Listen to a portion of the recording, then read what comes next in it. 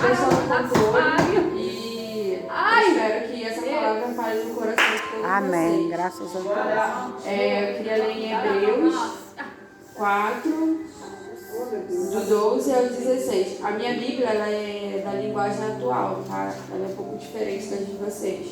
Amém? Hebreus 4, a partir do versículo 12. Glória a Deus. Abençoa tua filha, Senhor. A glória do teu nome. Amém? Amém. Amém. Glória a Deus. Pois a palavra de Deus é viva e poderosa e corta mais do que qualquer espada afiada dos dois lados.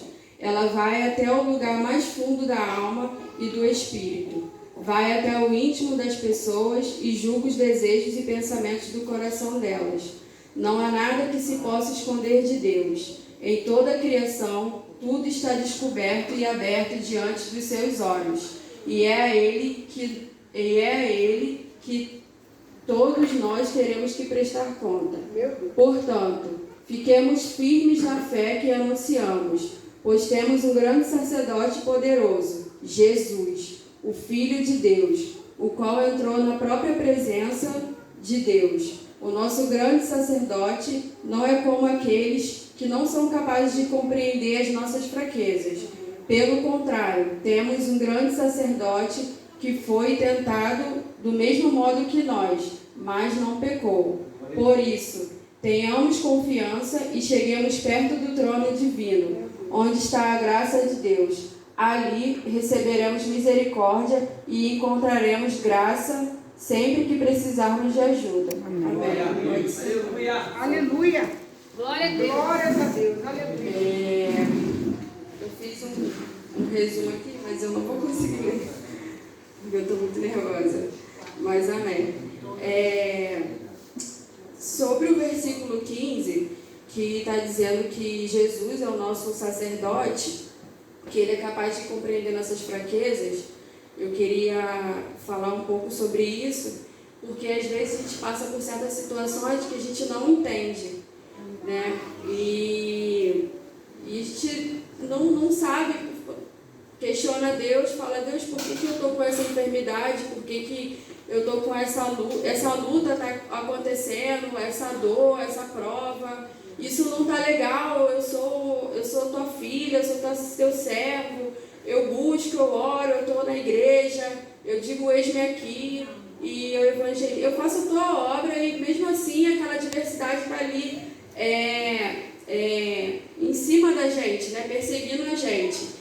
Eu quero te dizer que é necessário a gente passar por certas adversidades para que nós possamos ajudar outras pessoas no futuro. Aleluia. Existe um propósito de Deus na vida de cada um aqui neste lugar. Então é necessário uma enfermidade, é necessário, não que Deus seja um Deus mau, mas como é que eu vou sentir a dor da missionária Regina que perdeu a mãe se eu não perdi minha mãe? Como é que eu vou falar assim: olha, eu sinto muito? Mentira, eu não sinto nada. Eu imagino a sua dor. Eu imagino a sua dor. Apesar dela ser minha avó, eu imagino a sua dor. É diferente. Certo? Então é necessário, às vezes, a gente passar por algum processo que no futuro a gente vai ajudar outras pessoas. Amém? Verdade, Deus.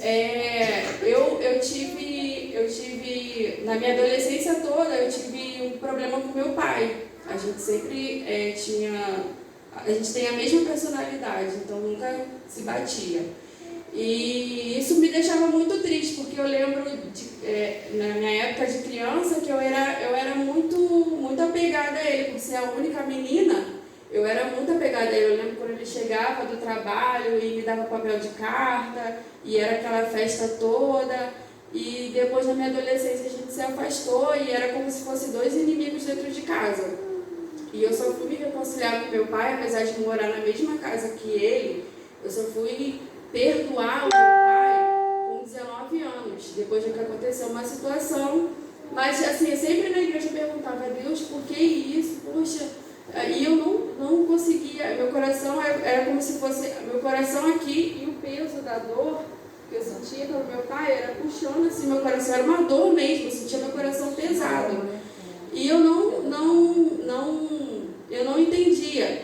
E depois de um tempo, eu fui crescendo, fui amadurecendo, fui buscando mais, e fui tentar entender o que aconteceu. O que aconteceu?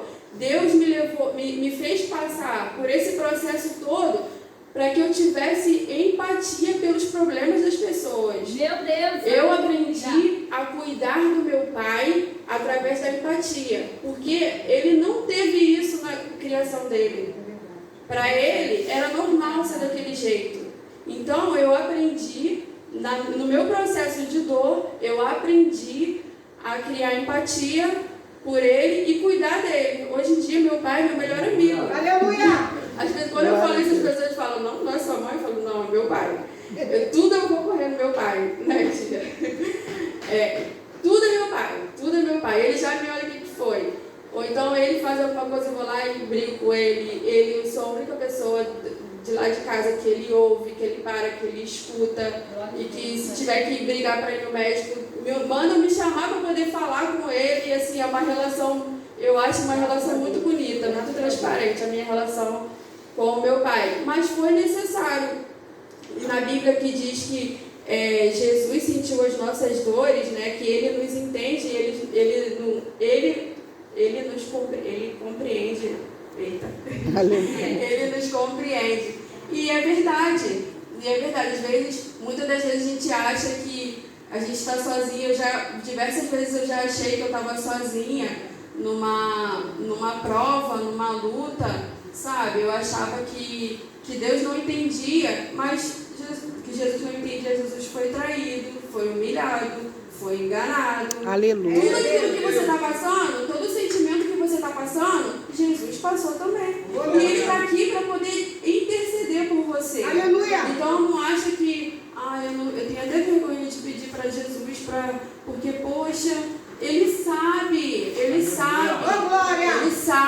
mas é necessário que você passe por isso para que no futuro você ajude outras pessoas. É necessário você passar pelo processo da maturidade.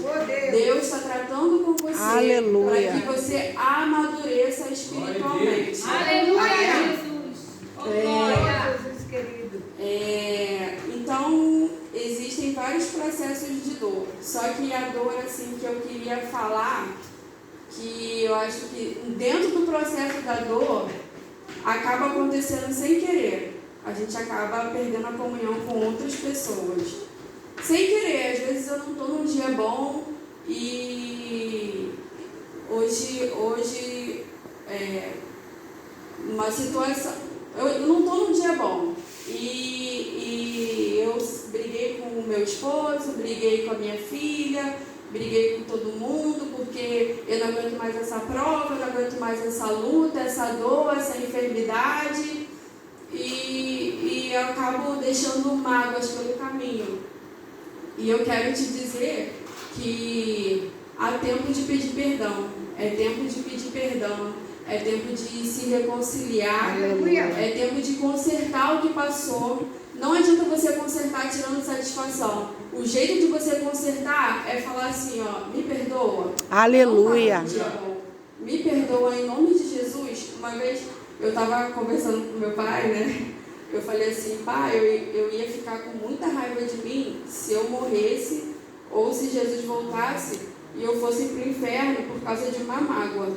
Eu não ia ficar com raiva da pessoa, eu ia ficar com raiva de mim, com muita raiva de mim. Eu não ia ficar nem com raiva de que estava queimando no inferno, eu ia ficar com raiva de mim, porque eu servia a Cristo a minha vida inteira. Por causa de um orgulho, eu fui para o inferno. Meu Deus. Ou então por causa de um ego, eu fui para o inferno. Então, irmãos, é difícil, não é normal você não estar num dia bom. É normal. Quantas vezes eu não estava num dia bom, eu falava com meu esposo, Beto, hoje eu quero ficar quietinha no meu quarto, porque eu tenho medo de magoar qualquer pessoa. É normal, somos seres humanos. É normal. Só que a gente precisa se atentar quanto a isso. Que no meio da nossa prova, meu Deus, a gente tem que se atentar para que nós não venhamos machucar outras pessoas. Amém? Amém. Deixa eu ler um pouquinho aqui. Então, a gente precisa matar o problema pela raiz.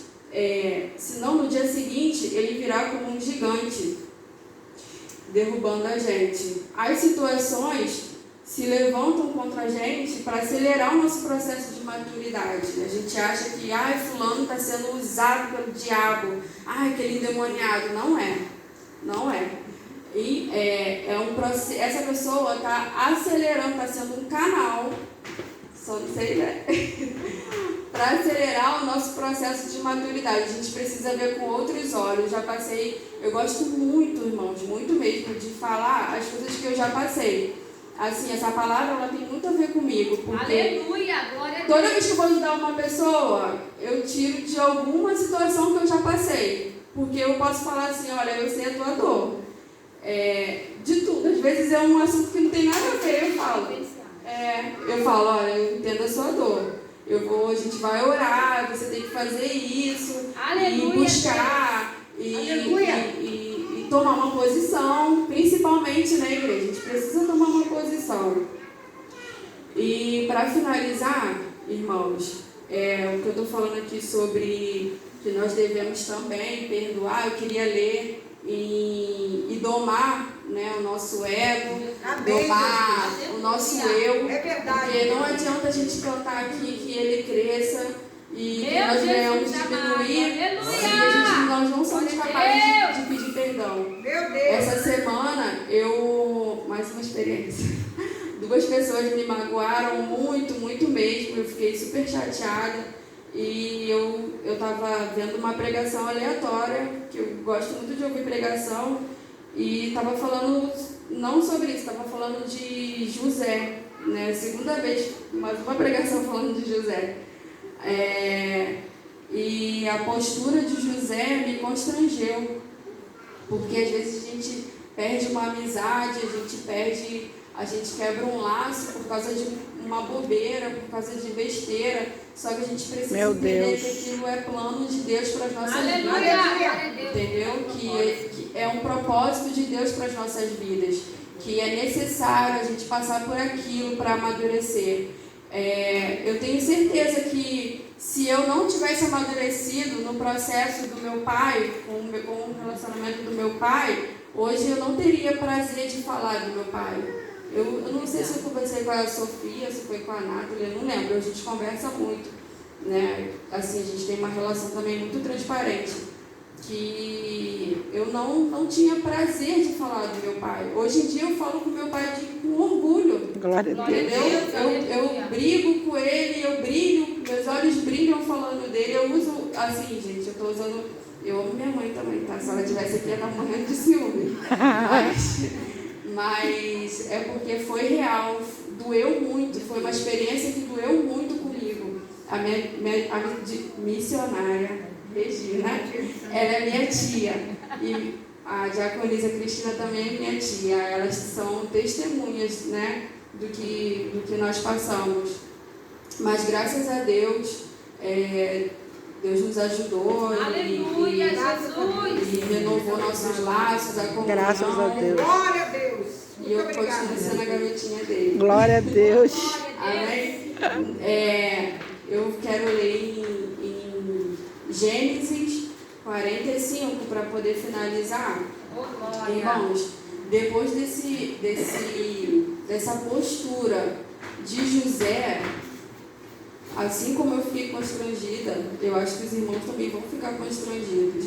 Depois que eu ouvi essa passagem, depois eu li, na mesma hora eu fui pedir perdão para as 2 pessoas sem nem eu ter feito nada. Eu falei, me perdoa em nome de Jesus. Porque aí eu botei a culpa em mim mesmo. Falei, olha, não estava um dia bom e estava, sabe?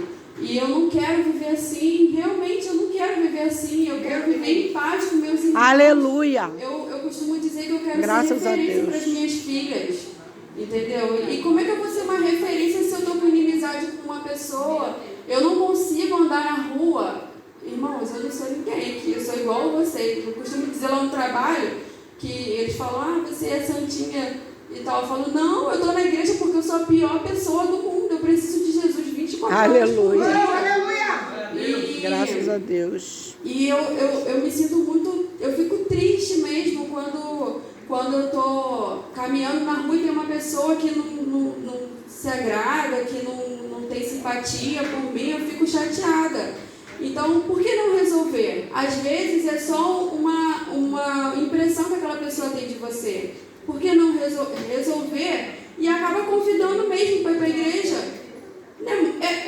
Gente, não tem mistério nenhum convidar para ir para a igreja. É como se estivesse convidando para... Você não convida as pessoas para ir para uma festa? É a mesma coisa. Você está convidando para ir para uma festa. Você está convidando para um lugar que te faz bem. Aleluia. Um lugar que te traz paz. É Glória aquele ditado, né? O bem que eu quero para mim, eu acho que é isso, né? O bem que eu quero para mim, eu quero para todo mundo. Então eu convido mesmo, eu chamo mesmo. Amém. Graças a Deus. Amém. Então, Gênesis 45... A partir do... Gênesis 45. Vou ler aqui, irmãos. José não conseguiu... Todo mundo conhece a história de José, né? Amém. Que ele foi enganado pelos irmãos. Foi vendido. Foi vendido como escravo. Depois, a esposa de Potifar inventou uma mentira dele. Então, vou ler aqui. José não conseguiu mais controlar a sua emoção diante dos seus empregados, de modo que gritou: saiam todos daqui. Por isso, nenhum dos empregados estavam ali. Quando José contou aos irmãos quem ele era, ele começou a chorar tão alto que os egípcios ouviram a notícia e chegou até o palácio do rei. José disse aos irmãos: eu sou José, o meu pai ainda está vivo? Quando os irmãos ouviram isso, ficaram tão assustados que não puderam responder nada. E José disse: cheguem mais perto de mim, por favor. Eles chegaram e ele continuou: eu sou o seu irmão José, aquele que vocês venderam a fim de ter trazido para o Egito. Olha a maturidade, irmãos. Agora, não fiquem tristes nem aborrecidos com vocês mesmos por terem me vendido, a fim de ter trazido para cá. Foi para salvar a vida que Deus me enviou na frente de vocês. Aleluia. Já houve 2 anos de fome no mundo e ainda haverá mais 5 anos que ninguém vai preparar a terra, nem colher. Deus me enviou na frente de vocês a fim de que ele, de modo maravilhoso, salvasse a vida de vocês aqui neste país e garantisse que teriam descendentes. Portanto, não foram vocês que me mandaram para cá, mas foi Deus. Irmãos, olha essa maturidade. É disso que eu estou falando. Às vezes a gente está com uma enfermidade, a gente acha que fez alguma coisa, então as pessoas julgam a gente. Mas não, a gente tem que entender que existe um propósito lá no hospital que a gente vai fazer o tratamento. Existe um propósito na vida do médico, porque você vai ser curado, você vai ser testemunha. Existe um propósito para salvar aquela família, mas é necessário você passar pelaquela prova. Amiga, mas eu tenho depressão, síndrome do pânico. É necessário você sentir essa dor, é necessário você passar por isso, para que na frente, no futuro, você possa ajudar essa pessoa, a entender essa pessoa. Aleluia. Amém? Amém. Eu Glória parei a aqui. Deus. Portanto, não foram vocês que me mandaram para cá, mas foi Deus. Ele me pôs como o mais alto ministro do rei. Eu tomo conta do palácio dele. Eu sou governador de todo o Egito. Agora voltem depressa para casa e digam ao meu pai que o seu filho José manda lhe dizer o seguinte: Deus me fez governador do Egito, venha logo me ver, não demore. O Senhor morará na região de Gozém, e assim ficará perto de mim. O Senhor, os seus filhos, os seus netos, as suas ovelhas, as suas cabras, o seu gado e tudo que é seu. Irmãos, amém. Depois de tudo que aconteceu, existem situações hoje em dia que tem uma briga na família, que a família é toda dividida. Magoou, eu vou dar um exemplo. Eu magoei meu irmão Nilson. É um exemplo, tá, irmãos? Eu magoei meu irmão Nilson.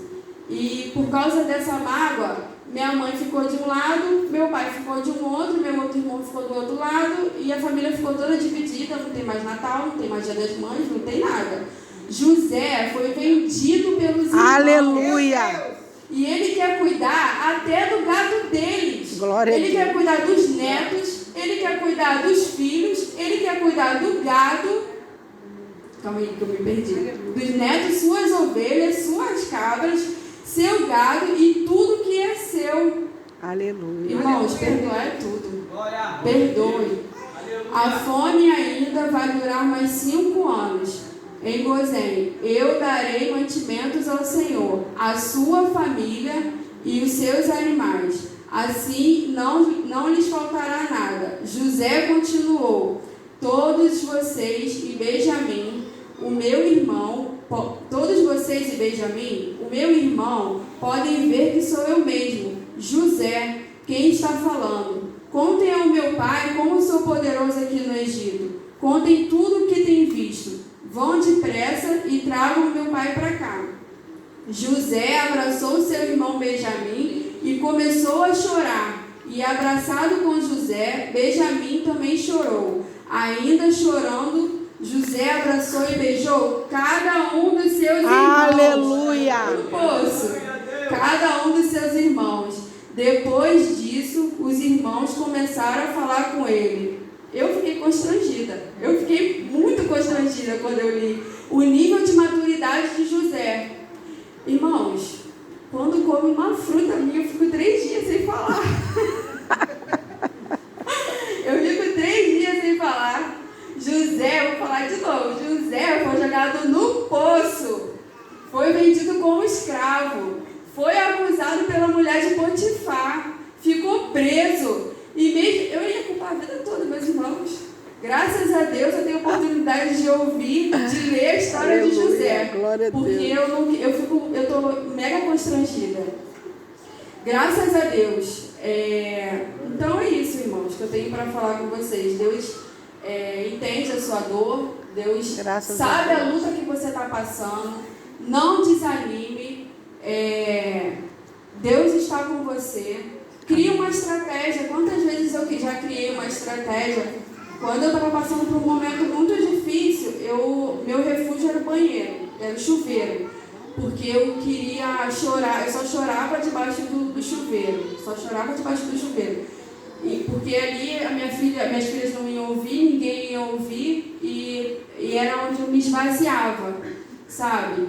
E a minha estratégia para não continuar chorando, eu entrava no banheiro com uma cara de morte mesmo, e saía do banheiro cantando: o Senhor é bom. Aleluia! Aleluia! Por muito tempo eu entrava no banheiro assim, aí ligava o chuveiro, chorava e cantava: o Senhor é bom, meu refúgio em tempos de angústia. Aleluia! Só cantava essa frase da música, só cantava essa frase. E graças a Deus, Deus me ajudou. Aleluia. Eu não sou melhor do que você. A única coisa que a gente tem igual é o mesmo Deus. Aleluia. Ele escuta a nossa oração. Graças a Deus. Escuta nosso clamor. Ele sabe a nossa dor. Amém. Ele sabe das nossas necessidades. Mas eu peço que a partir de hoje você pense assim.